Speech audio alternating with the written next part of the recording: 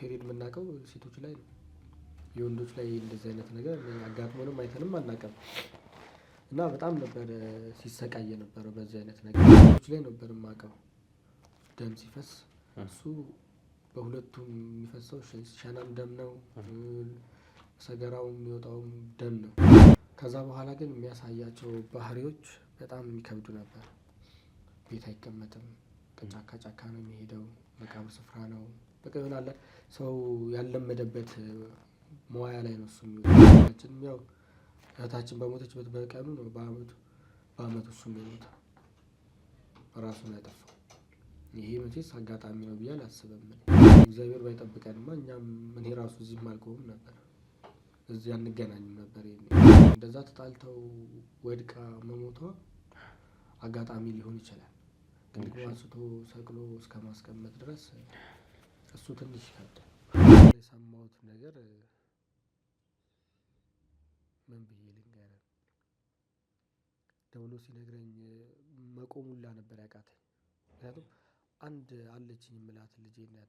ምክንያቱም በሰዓቷ ያንን ግብር ካልገበረችለት ወደኛም ራሱ ይደርስ ነበር።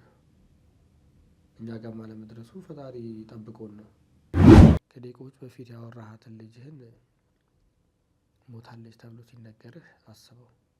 ወደ ቤት አልልም ባዕድ አምልኮ ስለምታመልክ ቀድመህ ሄዳ መገበር ባለባት ሰዓትና ቀን አለመገበሯ ነው እንጂ የትኛውም አጋጣሚ ቢፈጠር በተመሳሳይ ቀን በተመሳሳይ አመት የትኛውም ወንድምና እህት ሊሞት አይችልም። አምልኮ ሲገቡ በቃ ይሄን ፈልጋለሁ ብለው ይገቡና ከዛ በኋላ የሚያስከትለውን ነገር አያውቁትም። በየአመቱ የሚያስፈልገውን ነገር ካላደረጉለት እያንዳንዳችን ነበር የምንጠፋው የነበረው።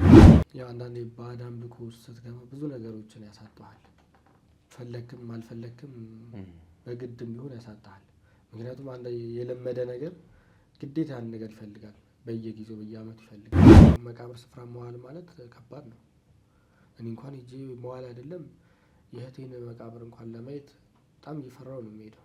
የሆነ የዚህን ያክል እሱ ምቾት ተሰምቶት እንዴት እንደሚቀመጥ አላውቅም። ፈጠርብህ ትደነግጣለህ በጣም። ያውን ደግሞ የኔ ከምትለው ሰው በላይ ለሆነችን ከቤተሰቡ አንዱ አካል ስትሆን ደግሞ ይከብዳል። ቤተክርስቲያኖች ላይ ያዘወትራል። አባቱም ይዞት ስለሚሄድ በብዛት ወደዛ ስለሚያዘወትር የሆነ ለየት ያሉ ነገሮች ሲፈጠር ቀድሞ ለመረዳት እንትን ይላል፣ ይዘጋጃል ቶሎ ነገሮች።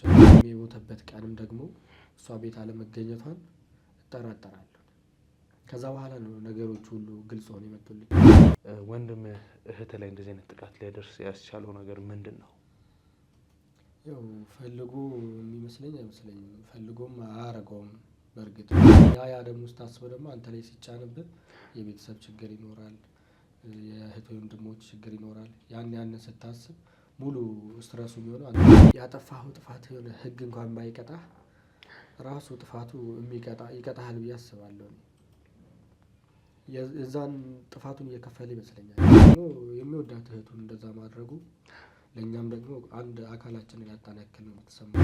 ቀስ እያለ ወደ እኔ ይመጣል፣ ቀስ እያለ ወደ አባቴ። ከዛ እንግዲህ እሷ ዝም ብላ እየገበረች ትኖር ይሆናል። መጨረሻ ላይ ግን ያው ጸጸቱ ይለቃታል ብዬ አላስብም።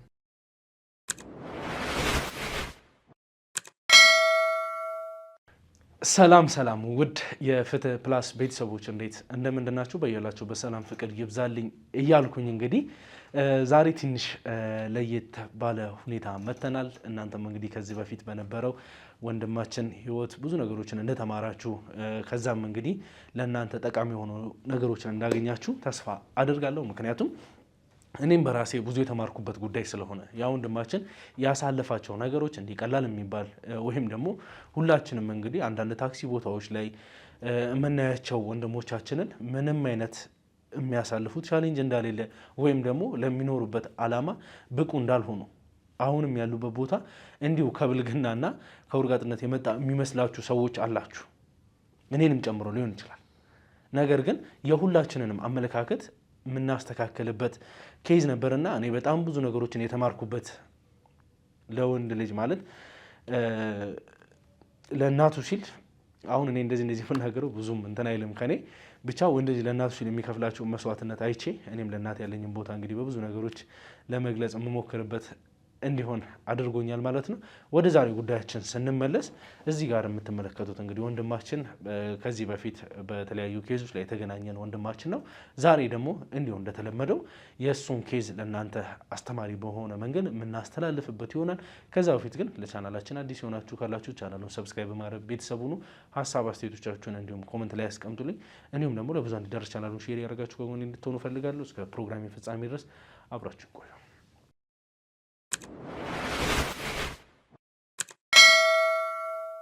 ሰላም እንዴት ነህ? ሁሉ ሰላም? በድጋሚ ስላገኘው በጣም ደስ ብሎኛል። እኔም በጣም ደስ ብሎኛል። ረጅም ጊዜ ሆነና? አዎ በጣም ረጅም ጊዜ ሆነና የተገናኘንበት ሁኔታ እንግዲህ ዛኔ ብዙም ደስ አይልም ነበር። ነገር ግን ያ ሁሉ ነገር አልፎ ዛሬ ላይ አሁን ላይ እንዲህ መድረሳችን አሪፍ ነው። የዛኔ ቢሆን በጣም ትንሽ ያስጠላ ነበር። ሁኔታዎቹም ሲደጋገሙ ምን ሲሉ ይደብር ነበር።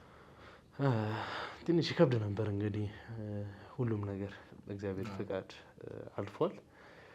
እስቲ ስምን ልጠቅስ ነበር አምልጦኝና እስቲ በራስ በማስተዋወቅ ብትጀምር ደስ ይለኛል። እና እስቲ ስምህን ማን እንበለው?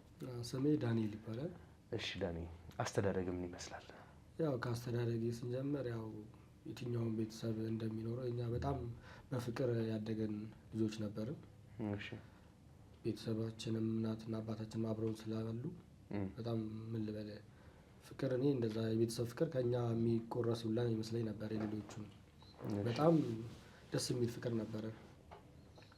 ትንሽ እያደግን ስንመጣ ነው ያ የነበረው ፍቅር ትንሽ እየተሸረሸረ ይመጣብን። እንደዛ ሲሆን ደግሞ አንዳንዴ ያለ አይደለ ከሌሎቹ ለየት ብለህ በእድሜም በምንም ትንሽ ለየት ስትል ሁሉም ነገር ወደ አንተ ላይ ነው የሚመጣብህ። ትንሽ ከአንተ አነስ የሚሉት ሲመጡ ትንሽ አደግ ሲሉ በቃ የራሳቸውን ህይወት ነው ወደ መምራት የሚሄዱት። የራሳቸውን ነው ቤተሰቡ ምን ይፈጠርበት ምንም የሚያውቁት ነገር የለም። ወደ ራሳቸውን ቀጥታ የሚገቡት ያ ደግሞ ስታስበው ደግሞ አንተ ላይ ሲጫንብህ የቤተሰብ ችግር ይኖራል፣ የእህት ወንድሞች ችግር ይኖራል። ያንን ስታስብ ሙሉ ስትረሱ የሚሆነው አንተ ላይ ነው። ያ ነገር ደግሞ እንግዲህ ብዙ የሚፈጥራቸው ነገሮች አሉና እሺ እንግዲህ ዳኒ ብዙ ጉዳዮች እናንተ ቤተሰብ ውስጥ የተፈጠሩት ነገሮች ለብዙሃን ማስተማሪያ ይሆናል ብዬ አስባለሁ ከነበሩት ነገሮች አንጻር። እንዲሁም ደግሞ ቤተሰቦቻችን ሲወርድ ሲዋረድ ይዘውት የመጡት የሚባሉት ነገሮች አሉ ላይክ ከባዕድ አምልኮ ጋር ተያይዞ በብዙ ጉዳይና ዳንኤል እንዴት ከቤተሰቦች ውስጥ ተለይቶ ወደ እንደዚህ አይነት ነገሮች ወደ ማጣራት ነገሮችን ስፔሲፊክ አድርጎ ለይቶ ወደ ማየት ሁኔታ ውስጥ እንዴት ሊገባ ቻለ? ዳንኤል ያው ትንሽ ለየት ያለው በብዛት የሚሆነው ከአባቱ ጋር ነው እና በብዛት ቤተክርስቲያኖች ላይ ያዘወትራል። አባቱም ይዞት ስለሚሄድ በብዛት ወደዛ ስለሚያዘወትር የሆነ ለየት ያሉ ነገሮች ሲፈጠር ቀድሞ ለመረዳት እንትን ይላል፣ ይዘጋጃል ቶሎ ነገሮችን በዛ ነው ነገሮችን ለማስተካከል የሚወሰነው። ስልክ አሁን አንተ ያንን ነገር ከመወሰነ በፊት ከአባት ጋር የምትላቸው ቦታዎች ብትሄድ ብዙ ነገሮችን ብታደርግ ቤተሰብ ውስጥ የሆነ አካል ለየት ያሉ ነገሮችን ያደርጋል ብሎ መገመት ትንሽ ይከብዳል፣ ላይክ ቤተሰብ ስለሆነ ማለት ነው። እና አንተ እንዴት እንደዚህ አይነት ነገሮችን ልትረዳ ቻልክ? ቸርች ብቻ ስለምትሄድ ወይንስ ያሉት ነገሮች ስለምትከታተል ነው? ምን አለ? እንደዛ ሳይሆን ያው በብዛት ከጓደኞቼ ጋር ስለምንገናኝ የሆነ ከነሱ የምሰማውም ነገር ሲኖር አንዳንዴ ከውጭ ብቻ የሰማኸው ነገር ውጭ ላይ ብቻ ይሆናል ብቻ ሳይሆን ቤት ውስጥም ሊኖር ይችላል ብሎ በመገመትና በዛ እንግል ላይ ያየሁት እኔ። ከዛም ወደ ቤት አምጥቼውም ሳይሆን በእርግጥም እንደተባለውም ልክ ነበር እንደዛው። ግን ያው አንዳንዴ የማትጠብቀው ነገር ሲፈጠርብህ ትደነግጣለህ በጣም። ያውን ደግሞ የኔ ከምትለው ሰው በላይ ለሆነችን ከቤተሰቡ አንዱ አካል ስትሆን ደግሞ ይከብዳል በጣም። እሺ ያው አሁን ላይ ትንሽ ለማንሳት ግራ ስለሚያጋባ ነውና ስሜትን ካረበሸ ዋና ይሄ ታሪኩ ስለተፈጠረበት ጉዳይ በማውራት የምንጀምር ቢሆን ደስ ይለኛል። የታናሽ እልፈት ህይወት የታናሽ እልፈት ህይወትን እንግዲህ በማጣቀስ ብንጀምር ደስ ይለኛል። ያው እህታችን በጣም ነበር የምንወዳት። ከቤቱ ደስ የምትል እህታችን ነበረች። ግን ያው አንዳንዴ ባዕድ አምልኮ ውስጥ ስትገባ ብዙ ነገሮችን ያሳጡሃል። ፈለክም አልፈለክም በግድም ቢሆን ያሳጣሃል። ምክንያቱም አንድ የለመደ ነገር ግዴታ ያን ነገር ይፈልጋል፣ በየጊዜው በየአመቱ ይፈልጋል። በእህታችን ያልተጎዳ ሰው አለ ብዬ አላስብም። ከኛ ቤተሰብ ውስጥ በጣም የተጎዳ ነው። ምክንያቱም ከኛ አነስ ስለምትል እንደ እንቁ ነበር የምናያት እሷን።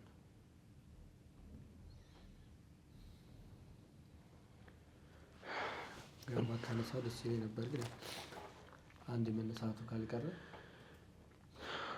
እንግዲህ እኔም መማሪያ ይሆናል ብዬ ስላሰብኩኝ ነውና የዛኔ ጉዳዩን በያዝንበት ሰዓት የተፈጠሩ ነገሮች እንግዲህ ትንሽ አስጊ ስለነበሩ ነው።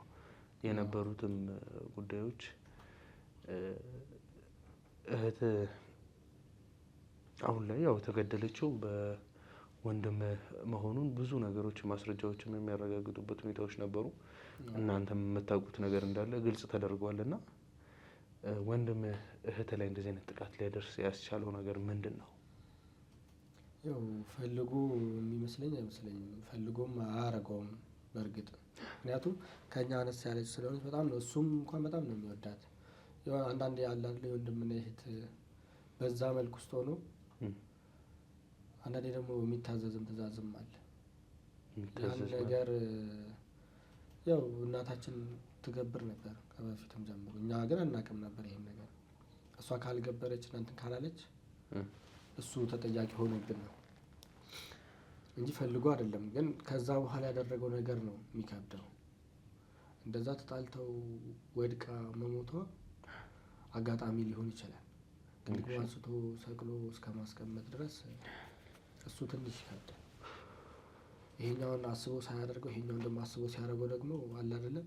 ያውን ደግሞ የሚወዳት እህቱን እንደዛ ማድረጉ ለእኛም ደግሞ አንድ አካላችንን ያጣን ያክል ነው የተሰማን።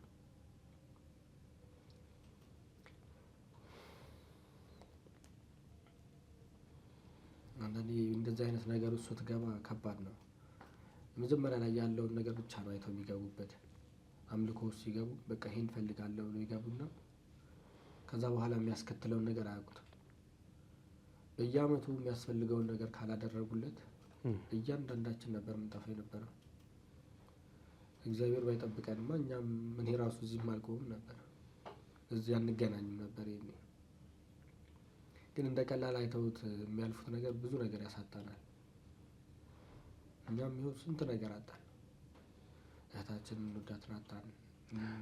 ወንድማችንም ያው እህታችን በሞተችበት በቀኑ ነው በአመቱ እሱም የሞተው፣ ራሱን ያጠፋው።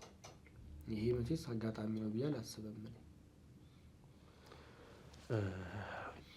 የዛኔ ተፈጥሯል ሲባሉ የነበሩት ነገሮች እውነት ለመናገር ከባድ ናቸው። በጣም ነገር ግን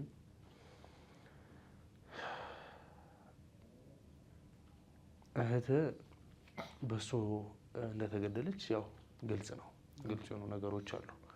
ነገር ግን እሱ በዛ እለት በዛው አመት ራሱን ማጥፋቱ ከምን ጋር የተያያዘ ነው? ከዛ በፊትም ደግሞ እንግዲህ ስታወሩት የነበሩት ነገሮች ነበሩ። አካባቢ ላይ ስንመጣ የሰማናቸው የተለያዩ ጉዳዮች ነበሩ። ወንድምህም ያያቸው የነበሩት ነገሮች ከባህሪም ከብዙ ነገሮች እና እስቲ ወንድምህ እህትን ገሏታል ከተባለበት ጊዜ ጀምሮ ሲሆን የነበሩትን ነገሮች እንደው ትንሽ ግልጽ ብታደርግልን። ያው ወንድሜ እህቴን ገሏታል ከተባለ በኋላ ያው ቅድሚያ የተጠረጠረው እሱ ነበረ። ያው እስር ቤት ቀጥታ እንደገባ ምንም ከሳሽ ደግሞ አልተገኘም። ቤተሰብ እኛ ማንም አልከሰሰውም። ትንሽ ጊዜ ነው ታስሮ የወጣው። ከዛ በኋላ ግን የሚያሳያቸው ባህሪዎች በጣም የሚከብዱ ነበር። ቤት አይቀመጥም፣ ከጫካ ጫካ ነው የሚሄደው፣ መቃብር ስፍራ ነው በቃ ይሆናል። ሰው ያለመደበት መዋያ ላይ ነው እሱ የሚውለው። አሁን መቃብር ስፍራ መዋል ማለት ከባድ ነው። እኔ እንኳን ሄጄ መዋል አይደለም የእህቴን መቃብር እንኳን ለማየት በጣም እየፈራሁ ነው የሚሄደው። የሆነ የዚህን ያክል እሱ ምቾት ተሰምቶት እንዴት እንደሚቀመጥ አላውቅም። ግን እሱ ጊዜውን በብዛት የሚያሳልፈው እዛ ነበር። አዎ በብዛት እዛ መቃብር ስፍራ ነው የሚያሳልፈው። ከዛ የሆነ ያልተለመዱ አይነት ነገሮች ደግሞ አሉ። የሆነ ፈሳሽ በጣም ቀይ እኔ እንጃ ሴቶች ላይ ነበር የማውቀው ደም ሲፈስ እሱ በሁለቱም የሚፈሰው ሸናም ደም ነው፣ ሰገራው የሚወጣውም ደም ነው።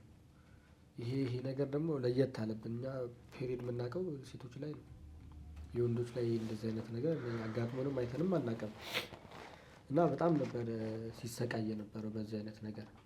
አንዳንዴ እኔም ምን አሰብኩ መሰለህ፣ ያጠፋኸው ጥፋት የሆነ ህግ እንኳን ባይቀጣህ ራሱ ጥፋቱ ይቀጣሃል ብዬ አስባለሁ። የዛን ጥፋቱን እየከፈለ ይመስለኛል። ግን ደግሞ ይሄ ከእሷ ጋር ተያይዞ በዛኑ ቀን መሞቱ ግን የጥፋቱ ክፍያ ይሆናል ብዬ አላስብም።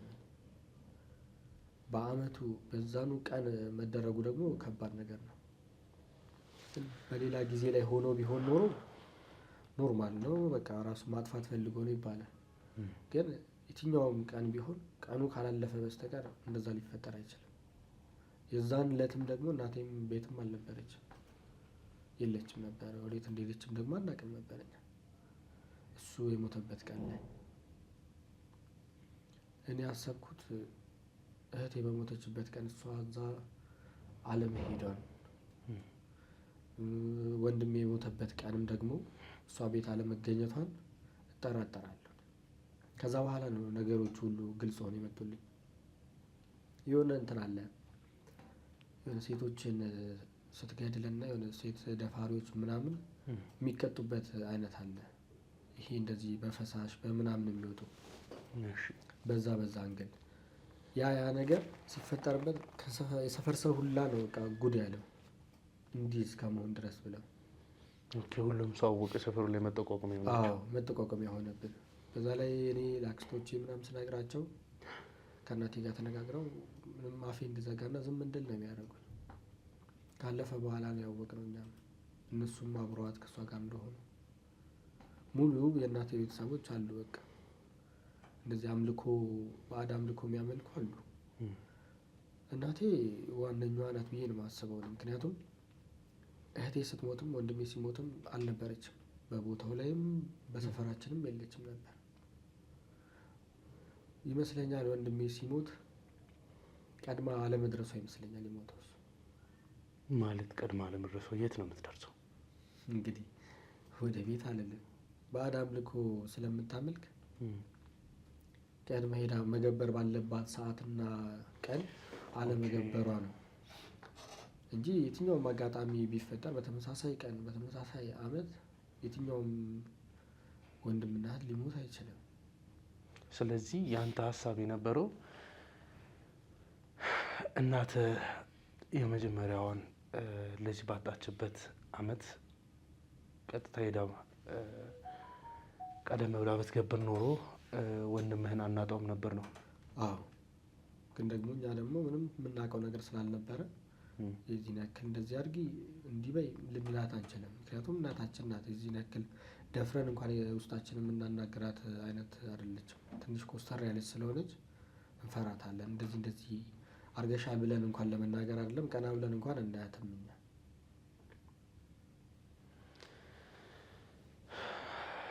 በጣም የሚገርም ነው።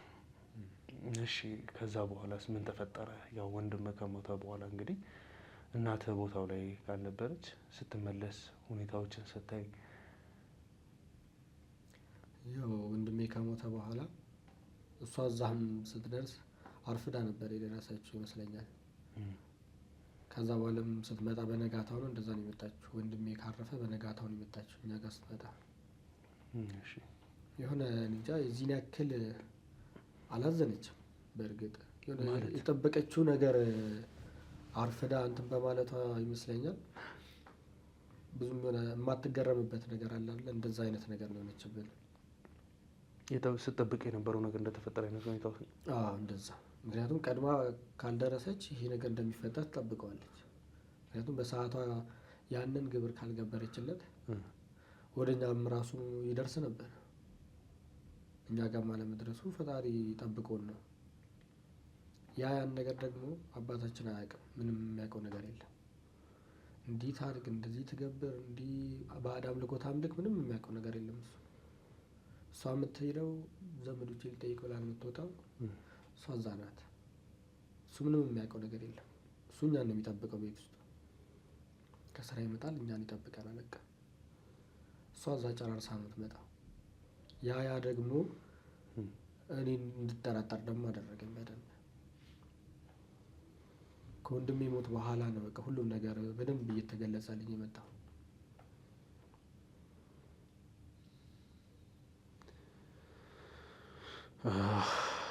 ማለት ጉዳዩን ሲይዘው እውነቱን ለመናገር አንድ በአንድ እንደዚህ የነበሩትን ነገሮች አሁን አንተ እንደምትለው አክስትና አጎቶችህን እየላክባቸው ያሉትን ነገሮች እንዴት አጣራ እንደነበር አላውቅም ነበር። ይህ ሁሉ ነገር ሲፈጠር አባትህ ምን ነበር ምላሹ? እሱ ምንም አያውቅም ነበር መጀመሪያ ላይ። እንዴት? ከተነገረው በኋላ ነው ወደ ሌላ ጸብ ውስጥ የገባው። ምንም የሚያውቀው ነገር አልነበረም። በቃ እኛ ጋር ኖርማል ናቸው፣ ፈጣሪ ነው የሚያመልኩት። በቃ መምሰል ያለባቸውን ይመስላሉ እኛ ጋር። ከዛ በኋላ ያለው ነገር ነው እኛ ማናውቀው። እኔ በፊት መጀመሪያ ላይ የሚመስለኝ የነበረው እናቴ ብቻ ነበር የምትመስለኝ። እኔ አክስቶቼም አጎቶቼም አብረዋት ናቸው ከሷ ጋር። እኔ እንደሚመስለኝ ከዘር የመጣም ይመስለኝ ነበር፣ ከነሱ ዘር የወረደ ወይ አያቴ ተሆኑ እንደዛ ነገር። ግን ሙሉ አሉ የእነሱ ቤተሰቦች እንዳለ። የአባቴ ቤተሰቦች ግን አያውቁም ምንም ነገር። አባቴ ምንም አያውቅም። ከሰማ በኋላ ነው ሌላ ጸብ የተፈጠረው ቤት ውስጥ። ከእናቴ ጋር ሁላ ተጣልተዋል በዚህ ጉዳይ የተነሳ። በዛ ጉዳይ ሲጣሉ በመሀል ደግሞ እኔ ጭንቀት ውስጥ ነበርኩ። ብዙ አይነት በሽታዎችም ነበሩብኝ በዛ ሰዓት። ጭንቀት ያው ስትጨናነቅ ብዙ አይነት ህመም ይይዛሃል። በዛ ሙሉ ራሴን ነበር ያጣሁት። አሁን እንደውም ለዚህ መብቃቴም እግዚአብሔር ይመስገን እንግዲህ እንጂ በዛ ሁኔታ ውስጥ ቢሆንማ አንድ በአንድ መሞታችን አይቀርም ነበር። እኛ ቀስ እያለ ወደ እኔ ይመጣል፣ ቀስ እያለ ወደ አባቴ። ከዛ እንግዲህ እሷ ዝም ብላ እየገበረች ትኖር ይሆናል። መጨረሻ ላይ ግን ያው ጸጸቱ ይለቃታል ብዬ አላስብም።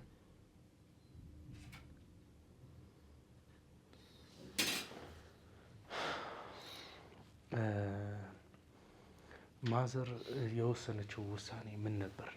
ከዛ ጊዜ በኋላ ብዙም የዚህን ያክል የማስታውሰው ነገር ባይኖርም ግን በቃ የሆነ ደፍራ ሁሉንም ነገሮችን ነው ጥላ ያቆመችው። ግን እንደዛ ስታደርግ ረፍዶ ነበር። እኔም በሰዓቱ ራሴን አላቅም ስለ ወደ አእምሮ ህሙማን ክፍል ሁላ ነበር የገባሁት ወዲያው። ትንሽ ጊዜ ብትቆይ ኖሮ ወደኛ የሚደርስ ነበረ እጣ ፈንታችን። በዛ የኔ ጭንቀትም ሲጨማመር ምን ሲል አእምሮዬ ሙሉ ለሙሉ የለቀቀው። እሷ አሁን ላይ አቁመዋለች ያንን ነገር። ግን እንዴት ተቋቁሞ እንዳቆመችው አላውቅም።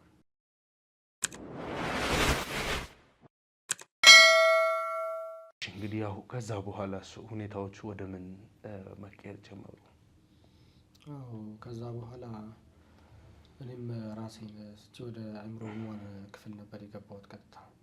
ከዛ በኋላ ምን ይፈጠር እዚህን ያክል የማውቀው ነገር የለም። ምክንያቱም ራሴን አላውቅም ነበር። ከዛ በኋላ ከወጣ በኋላ ኖርማል ህይወቷን ነበር ስቀጥል ያየኋት እናቴ። ምንም የዚህን ያክል የተቀየረ ነገር የለም። ብቻ ግን ይሆናል ከዛ ነገር የወጣች ነው መሰለኝ ከነበረበት እና ኖርማል ህይወቷን እየቀጠለች ያለው። ግን ከአባቴ ጋር ትንሽ አለመግባባቶች ተፈጥረው ነበር። ምክንያቶቹን ላጣራ ሞከርኩ ምናምን፣ ግን የሆነ ሊገለጽልህ አይችልም። እነሱ ኖርማል ህይወታቸው ላይ አይደሉም። እኔ ደግሞ በፊት እንደዛ ከመታመሜ በፊት ፍቅረኛ ነበረች እና አሁን ላይ ከሷ ጋር ነው ያለሁት። ከሷ ጋር አሁን ላይ ተጋብተን ወልደናል፣ ሴት ልጅ ወልደናል አሁን ላይ። እና ብዙ ጊዜ እናትና አባቴ አብረው አይሆኑም። ቤትም እንኳን ተለያይተው ነው ያሉት አሁን ላይ። እኛ ቤት እንኳን በሚመጡ ሰዓት ይዟት መምጣት አይፈልግም እናቴ። ለምን እንደሆነ በጣም ብዙ ጊዜ ጠየቅኩት። አይ አልተመቻትም ወይ የሆነ ቦታ ሄዳ ነው ምናምን ነው የሚለው። የልጅ ልጇን እንግዲህ ማየት ያለባት እናት መቼስ ብትቀር ይከፋዋል ሰው። ባለቤቴም ብዙ ጊዜ ነው እንደዛ የምታናገረኝ እና እኔ እንኳን መመልሰው ምላሹ ላይ ያጣው ነበር ለባለቤቴ። ለምንድን ነው የማትመጣው እናትህ ትለኛለች። እኔ ምን ብዬ ልመልስ? አባቴን ስጠይቀው እሷ አይ አልተመቻትም ሌላ ጊዜ ትመጣለች ወይ እንደዚህ የሆነ ቦታ ሄዳ ነው።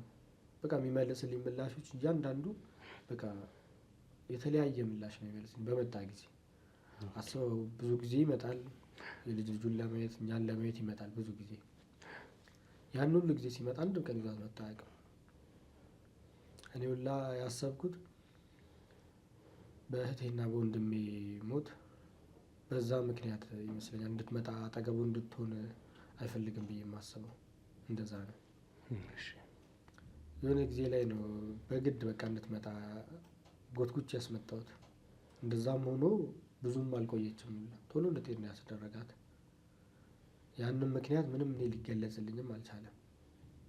ግራ ነው የተጋባሁት ሁላ እስከሆነ ጊዜ ድረስ በጣም ነው ግራ የተጋባሁት።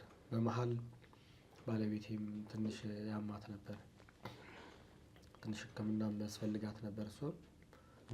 እሷን ሕክምና ይዤ በመመላለስ ሰዓት እዚሁ አዲስ አበባ ውስጥ ነበረ ሕክምና የሚደረግላት። ከዛ የሆነ ጊዜ ላይ ነው ሪፈር መጻፍ አለበት ምናምን ሲሉ ወደ ሌላ ሆስፒታል ወደ ከፍተኛ ሆስፒታል ተላከን። ከዛም መድኃኒቱ ደግሞ ሊገኝ አልቻለም። በመሀል መድኃኒቱ የሚገኘው ወደ ሌላ ሀገር ነው ክፍለ ሀገር ነው የሚገኘው የተባለው። የባህል ሕክምና እንደዛ ብለውን እሱን ለማምጣት ግዴታ መሄድ አለብኝ። እኔ ከሄድኩ ደግሞ ማንም ልጄ የሚጠብቃት የለም። አባቴን አልጠየቅኩትም ቀድሜ። ምክንያቱም በፊት ላይ የተፈጠሩ ነገሮችን ምንም የማስታውሰው ነገር የለም። አሁን ላይ የዛኔ አእምሮዬ ሳትኩ ሄደ በቃ ምንም የማስታውሰው ነገር የለም። አሁን ላይ ከጊዜ ሂደት በኋላ ነው እንጂ አሁን ላይ እያስታወስኩ ያለሁት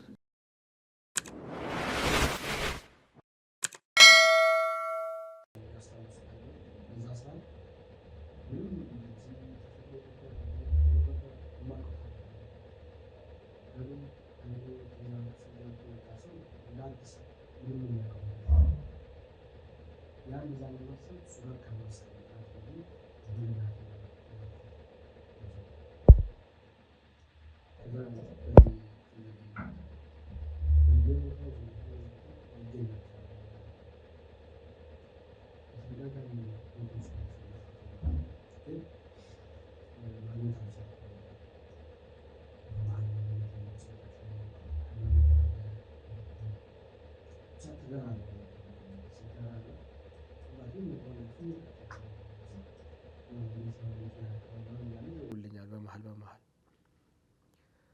ግን ደግሞ ልጄ ደግሞ ያለችው እናቴ ጋር ነው።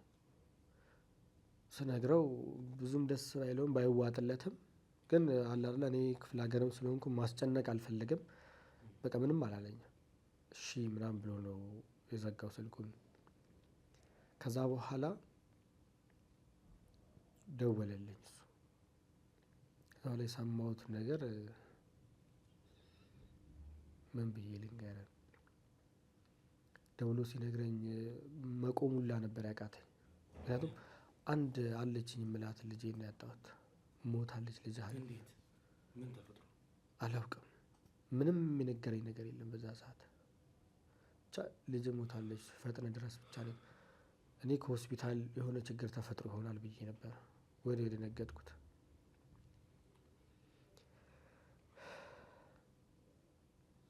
አንድ አለችኝ ቀረችኝ የምለው ልጄን አጣኋት በዛን ቀን።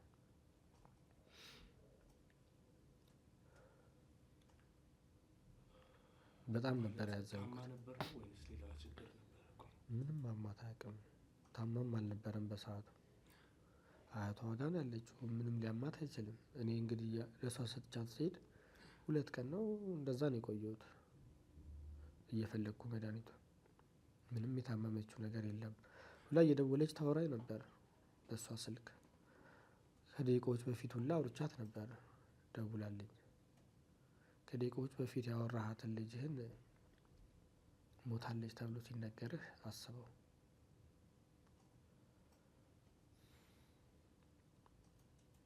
በጣም ነበር ያዘንኩት። ስለ ማዘን ብቻ ሳይሆን በቃ አይኔን የተነጠቅኩ ያክል የተሰማኝ። አለኝ የምላት አንድ ቀሪ ሀብቴ አንድ ልጄን አጣኋት በዛን ቀን።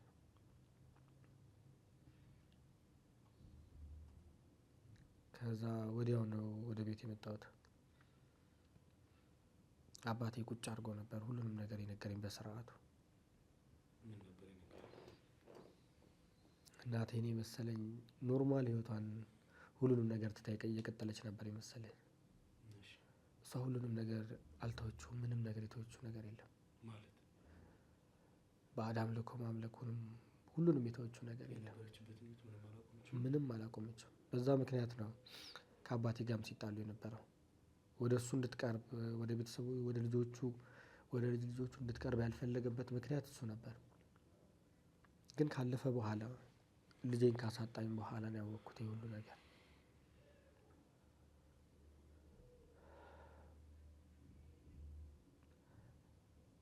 በብዙ ምክንያት በቃ እሱ ሊያስተዋት ሞከረ። ምን አለ እኔ ሆስፒታል እያለሁ ሲነግረኝ እሱ አሁን ብዙ ነገሮችን ጥሮ ነበር።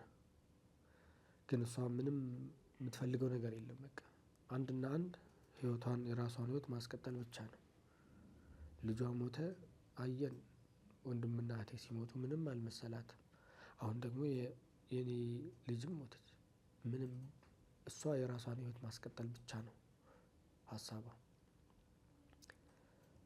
ለእኛ ያልተገለጸልን ነገር ያ ነበር። አባቴ ሁሌ ሲመጣ ብቻውን የሚመጣበት ምክንያት ለዛ ነበር።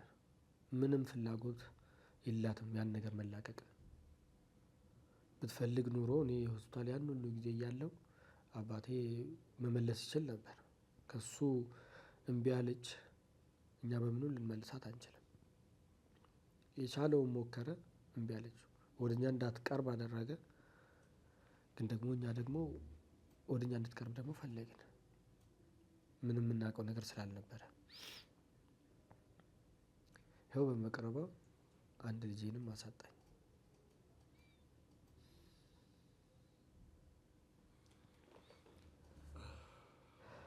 በጣም ያሳዝናል። እንግዲህ ማለት ያው እየተፈጠሩ ያሉት እንግዲህ ያው ሙሉ ቤተሰብ ውስጥ ያሉ ነገሮች ናቸው እና ማን ማንን መክሰስ እንዳለበት ማን ማን ላይ መፍረድ እንዳለበት እንዲሁም ደግሞ የዚህ ሁሉ ችግር መንስኤ እንግዲህ እናት ነች። ስለ እናት እንግዲህ ያው አሁን ላይ እስር ቤት መሆኗን በብዙ መንገድ እንግዲህ መግለጽ የምንችላቸው ነገሮች መቼም ቤተሰብም እንግዲህ ስለ ጉዳዮች በሚነሱበት ሰዓት የምታውቋቸው የምትረዷቸው ነገሮች ይኖራሉ ብዬ አስባለሁ። ምክንያቱም እዚህ ጋር የምናያቸው ነገሮች በሙሉ ጉዳዩ ወዴት ሊያመራ እንደሚችል እንግዲህ አስቡት። ይሄ ልጅ ላይ እየተፈጠረ ያሉት ነገሮች ከመጀመሪያ ሞት ጀምሮ ልጁን እስኪያጣበት እንዲሁም ደግሞ ልጁን ብቻ ማጣትም ሳይሆን የገዛ እናቱን ሙሉ ቤተሰብህን ያጣህበት ጉዳይ ነው እና እንደዚህ አይነቱ ውስብስብ አይነት ታሪኮች እንግዲህ ሲገጥሙን አንደኛ ፈጣሪ ካረዳን በሰው ኃይል መስተካከል የሚችል ነገር አይደለም። አዎ በጣም ከባለቤቴ ጋር ሁላ የፍቺ ደረጃ ላይ ሁላ ደርሰን ነበር። በልጇ ሞት በጣም ነበር ያዘነችው። አልነገርናትም። ሆስፒታል ነበረች። መድኃኒቱ እንደተገኘ እኔ ሄጄ አልሰጠኋትም። አባቴ ነበር ሄዶ መድኃኒቱን የሰጣቸው ለዶክተሮቹ። ከሆስፒታል አረጋግቶ እሱን ይዟት የወጣው። በመሀል ሁሉም ነገር የፈረደችብኝ ወደ እኔ ላይ ነው። የአንተ ቤተሰቦች እያለች የአንተ እናት፣ ምክንያቱም የኔ እናት ናት። ያንን ሁሉ ነገር እንዳጣን ታውቃለች እሷ። ምክንያቱም እንደዚህ ከመሆኔ በፊት አብራኝ ነበረች እሷ። የፍቺ ደረጃ ላይ ሁላ ልንደርስ ነበረ ከእሷ ጋር። በፈጣሪ እርዳታ ነው። አባቴ ነው በብዙ ነገር እሷን ለምኖ አናግሮ በስርዓት ሁሉንም ነገር። እናታችን ስትታሰርም በቃ ሁሉም ነገር ነው እሷ የተወችልኝ። አሁን ላይ ሁሉንም ነገር ትታ አብረን ነው እየኖርን ያለነው። የተፈጠሩት ነገሮች ይመጣሉ ብለን ቀድመን አናውቅም።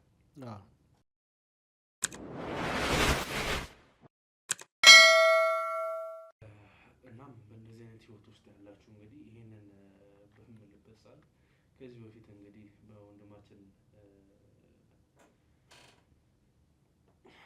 ስሙን ባልጠቅሱ ይሻላልና የተፈጠሩ ታሪኮች አሉ። ላይክ በእኛ ክሩ አባል ውስጥ የሆኑ ጉዳዮች ናቸው እና ያ በተፈጠረበት ሰዓትም በጣም አሳዛኝ ናቸው ጉዳዮች ወይም ደግሞ ነገሮችን ውስብስብ ያደረገብን እዛው ቤተሰብ ውስጥ ባሉ አካላቶች ነው። እንግዲህ ይሄ ነገር እየተፈጠሩ የነበረው የሚፈጠሩትንም ነገሮች ደግሞ እንዴት ማስተካከል እንችላለን፣ ጉዳዩ በምን አይነት መንገድ መስተካከል ይችላል ብለን የምናማክራቸው እየሄደን ነገሮችን ለማስተካከል የምንጠይቃቸው ሰዎች እንግዲህ ጉዳዩን እየፈጸሙ ያሉ ነገሮችን እያበላሹ ያሉ ሰዎች ናቸው እና እንዴት አድርገን ማስተካከል እንደምንችል ሁላ ግራ እስክንጋባ የደረስንበት ሁኔታዎች ነበሩ።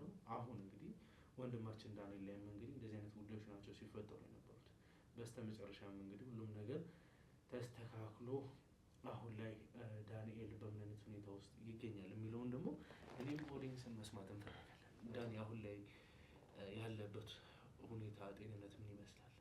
አሁን ላይ ያለበት ሁኔታ ጤንነት አሁን ወደ ቀድሞ ልመለስ ትንሽ ነበር የቀረኝ። በመድኃኒቶች ድጋፍ ነው አሁን ላይ የተመለስኩት። ምክንያቱም ልጄን ባጣው ሰዓት አይምሮዬ ድጋሚ ወደ መሳት እየተመለሰብኝ ነበር። ለትንሽ ቀናት ገብቼ ነበረ። አሁን ላይ መለስ ብሎልኛል። አሁን እግዚአብሔር ይመስገን። አሁን ላይ ባለቤቴም አለች። አሁን ላይ በጣም ደህና ነኝ። ምክንያቱም ባለቤቴ ከበፊቱ አሁን ላይ በደንብ ትንከባከበኛለች። ምክንያቱም እኔም ማጣትም አትፈልግም። አሁን ሁሉም ነገር ቆሟል። እናቴም ታስራለች፣ አባቴም የራሱን ህይወት እየቀጠለ ነው። እኛም ጥያቄ የሚፈጥርብኝ ነገር ምን መሰለህ? የዛኔ እናትህ እናንተ ላይ ምንም አይነት ጉዳት እያደረሰች አልነበረም። ነገር ግን የሚባለውን ግብር ባለመገበሯ ነው እናንተ ላይ ያ ሁሉ ችግር ሲደርስ የነበረው አይደለም? አሁንስ እሷ ከታሰረች በኋላ ይሄ ነገር እንዴት ሊቆም ቻለ?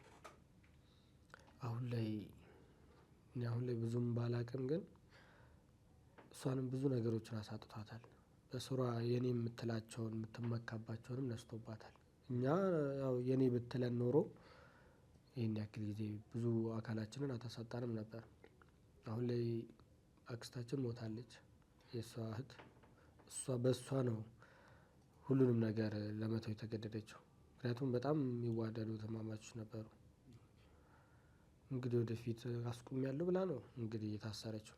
ወደፊት ምን ይምጣ ምን ይፈጠር እንግዲህ እግዚአብሔር ነው የሚያውቀው። አሁን ላይ ሙሉ ለሙሉ ትተዋለች። ምክንያቱም መገበር ስላልቻለች አንድ የኔ የምትላት በቃ የእናቷ ምትክ ናት ያሳጣት። አንዳንድ ያለ አይደለ የኔ በምትለው ነገር እስኪመጣብህ ድረስ ምንም ነገር መስሎ አይሰማህም። አንድ ነገር እሷኛ ወንድሜ ሞተ፣ እህቴ ሞተች፣ ያው የኔ የምላት ልጄ ሞተች። ምንም የዚህን ያክል አልተሰማትም። ግን ሁሉም ነገር በራስ ሲደርስ አይደለ በራሷ ሲደርስባት ሁሉም ነገር አቆመችው። ግን አቁመውም አሁንም ስቲል ጸጸቱ አልለቀቃትም። ጭንቅላቷ አሁን ላይ ትንሽ እየተዛባባት ነው ያለው አሁን እሷ። ግን እኛም አሁን ምንም መርዳትም አንችልም አሁን ላይ። ምክንያቱም እስር ቤት ውስጥ ናት፣ ሆስፒታልም ትመላለሳለች። እስር ቤት ሆስፒታል ነው እሷ ህይወት። የእኛ ህይወት ደግሞ አሁን ላይ በአሪፍ ሁኔታ ላይ ነው እግዚአብሔር ይመስገን። አሁን ላይ ተስተካክሎልናል። ባለቤቴም አሁን የ2 ወር እርጉዝ ሆናልኛለች። ድጋሚ አሁን ምትክ ልትሰጠኝ ነው። እስቲ እግዚአብሔር ያው አንዳንድ የሚሳነው ነገር የለም። እግዚአብሔር ይመስገን። እንግዲህ ሁሉም ነገር አልፎ በስተመጨረሻም ቢሆን ነገሮችን ማስተካከል የሚቻልበት ያው ሁኔታው እንግዲህ አስጊ ነበር። በጣም ቤተሰቡን ለማጥፋት የታቀደበት ነገር እስኪመስል ድረስ የተቀናጀ ሴራ ነው እንጂ የሚመስለው ከባለ አምልኮ ጋር ብቻም አይመስልም። የተቀናጀ ወንጀል ነው የሚመስለው እና አሁን ስላለበት ሁኔታ አንተም ደግሞ እንግዲህ ምትክ የምትሆንህን ልጅህን አግኝተህ በድጋሚ ተመልሰን የምንገናኝ ቢሆን ደስተኛ ነኝ። ከዚህ ህይወት እንግዲህ ብዙ ነገሮችን ትማራላችሁ ብዬ አስባለሁ። እንደ ቀልድ እንግዲህ አሁን ላይ እየገባችሁበት ያላችሁበት ሁኔታም ካለ ወደፊትም ደግሞ እንግዲህ በቤተሰቦቻችሁ ዙሪያ ተፈጥረው ወደፊት ምንም ነገር ሊፈጠር አይችልም ብላችሁ ሸፋፍናችሁ ነገሮችን ማለፍ ለምትሞክሩ አካላቶች እንግዲህ መልእክት ይሆናል ብዬ አስባለሁ። ዛሬ ቤተሰቦቻችን ውስጥ ያሉት ነገሮች ቀላላቸው እኛ መፍታት እንችላለን ወይም ደግሞ ሼም ነው ላይ አሁን ላይ ብዙ ነገሮች በሼም የሚታለፉ ነገሮች ናቸው። ሌላ ሰው ከሚሰማ ምን አገባኝ አይነት ነገር ግን እንደምታዩት ነው። ገዛ እህቱን አጣ፣ በዛው ምክንያት ወንድሙን አጣ፣ በዛ ማለት ነው የገዛ ልጁን ሞቷል። ይሄ ሁሉ ነገር እየተፈጠረ ያለው የዛኔ መጀመሪያ ላይ በዘመድ አዝማድ የሚባሉትን ነገሮች ባይሞክር ኖሮ ዳይሬክት መደረግ ያለበት የእናቴ ስም ከሚጠፋ የሚሉትን ነገሮች ትቶ የሆነ ውሳኔ ላይ ቢደርስ ኖሮ ሌላው ይቀርና ወንድሙንም የማያጣበት ሁለተኛው ጥቃት ሳይደርስ የሆነ ውሳኔዎችን መወሰን የሚቻልበት ነገሮች ይኖሩ ነበር እና እናንተ ከዚህ እንድትማሩ ነው የምንፈልግ። ይህንን ነገር አውቃችሁ አንዳንድ ነገሮች የማይታለፉ ነገሮች አሉ፣ ከስም የሚበልጡ ነገሮች አሉ፣ ከገንዘብ ከማንነት ከብዙ ነገሮች የሚበልጡ ነገሮች አሉ። ያንን ከሰው ልጅ ሕይወት ባታስቀድሙና የሰው ልጅ ሕይወት ክቡር እንደሆነ ብታውቁ እናንተም ደግሞ ባላችሁበት ሃይማኖት ጠንክራችሁ ያላችሁበትን ነገር ላይፋችሁን ብታስተካክሉ ላለው ዳኒ በስተመጨረሻ ለኦዲየንስ ማስተላለፍ የምትፈልገው ነገር ካለ ድሮ ውስጥ? ያው እኔ የምለው ነገር ወደዚህ ወዳልተለመደ ወደ ባዕድ አምልኮ ወደሚባል ነገር አንዳንድ ሰው እንደ ቀልድ ነው የሚገባው። እስቲ አይ ዝም ብለን ሞክረው እንዲህ ነገር ከተሳካለን ብለው የሚገቡት ነገር ብዙ ነገር እንደሚያስከትል በእኛ ህይወት መማር ይችላሉ። የኛ እንደውም ብዙ ነገራችንን ያሳጣን። በመጨረሻ ልጄን አጣው ሁሉም ነገር ግን አሁን ላይ ሁሉም ነገር ተስተካክሏል። ግን አንዳንዴ ለቀልድ ብለን የምንሞክራቸው ነገሮች ህይወታችንን ብዙ ነገሮች እንደሚያሳጣን እሱን ባያደርጉ ብዬ እመክራለሁ። እሺ እንግዲህ ውድ ቤተሰቦቼ ያው ፕሮግራሙን እስከ መጨረሻ እንደተከታተላችሁት ተስፋ አደርጋለሁ። ከፕሮግራሙ እንግዲህ ብዙ ነገሮችን ተምራችኋል ብዬ አስባለሁ እና በቀጣይ እንግዲህ እንዲደርሳችሁ ከፈለጋችሁ የደወል ምልክቷን ተጭናችሁ ሁልጊዜ አዳዲስ ቪዲዮ በምንለቅበት ሰዓት ኖቲፊኬሽን እንዲደርሳችሁ ማድረግ ትችላላችሁ።